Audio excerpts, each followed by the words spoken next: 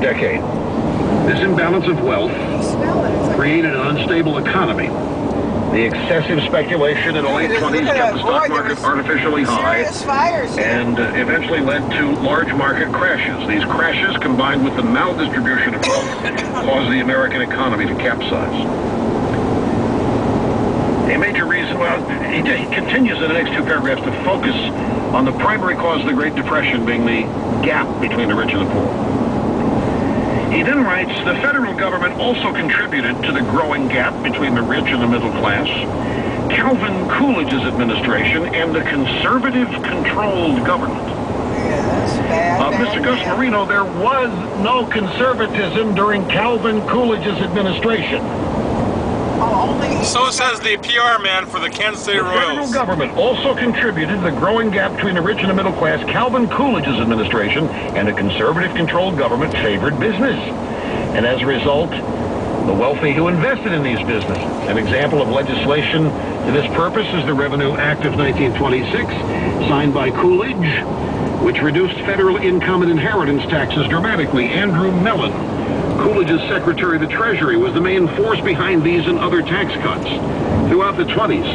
In effect, he was able to lower federal taxes such that a man with $1 million income had his federal taxes he's smoking in the from background. $600,000 to $200,000. Even the Supreme Court played a role in expanding the gap between the I think Rush has something to do with this. So what we're getting here, written in May of 1996, is a rehash of liberalism to Marxism today. This guy, Paul Alexander Gus Marino, has a little disclaimer here at the top. Note, don't plagiarize. It isn't fair to me, your colleagues, or yourself. Mr. Gus Marino, you better check Karl Marx and see if you plagiarized him in putting this piece together. It's almost word for word what communists taught their kids about American capitalism. No wonder these people like Obama can't get it, that America is a great nation. They have no clue what made us great. Or an economic superpower. All they've been taught is any American downturn is because of the rich and the poor, and it's leading to a Great Depression.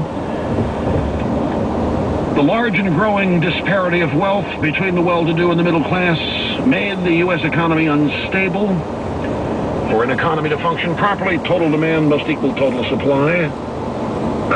Did you read this? Did you hear this?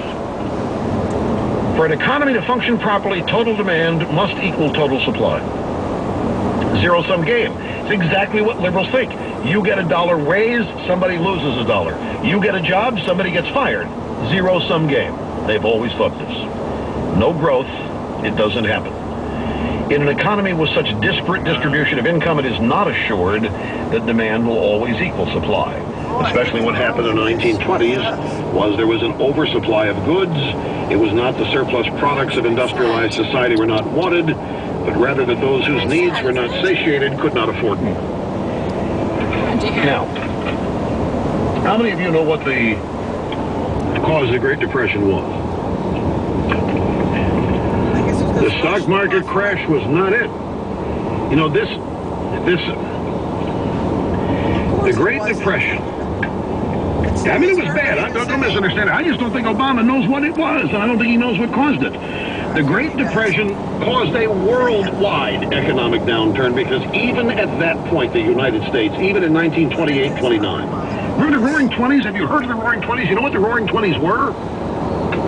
I mean, it was exciting. You were there selling dildos to the hockey at the fucking Royals game. The Great Depression was not caused by the stock market crash in 1929. It was a normal downward cycle. We had a stock market, the bottom fell out.